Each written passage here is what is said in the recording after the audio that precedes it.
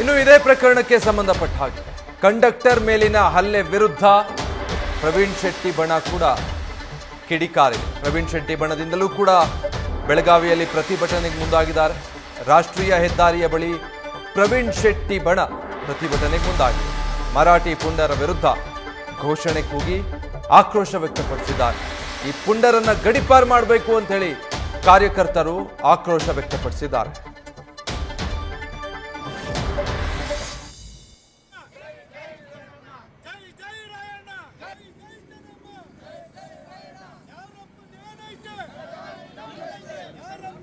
ನಾರಾಯಣಗೌಡರು ಆಸ್ಪತ್ರೆಗೆ ಭೇಟಿ ಕೊಟ್ಟು ಕಂಡಕ್ಟರರ ಯೋಗಕ್ಷೇಮ ವಿಚಾರಿಸಿದ್ದಾರೆ. ಆ ವೇಳೆ ಅವರು ಕೂಡ ಸ್ವಲ್ಪ ಭಾವುಕರಾದ್ರು. ಅವರಿಗೆ ಸಾಂತ್ವನ ಹೇಳಿದ್ದಾರೆ, ನಿಮ್ಮ ಬೆನ್ನಿಗೆ ನಾವಿದ್ದೀವಿ, ತಲೆ ಕೆಡಿಸ್ಕೊಳ್ಬೇಡಿ ಅಂತ.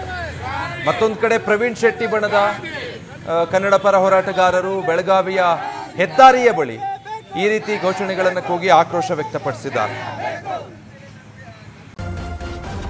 ನ್ಯೂಸ್ ಫಸ್ಟ್ ನಿರ್ಭೀತಿಯಿಂದ ನಿಮ್ಮ ಪರವಾಗಿ.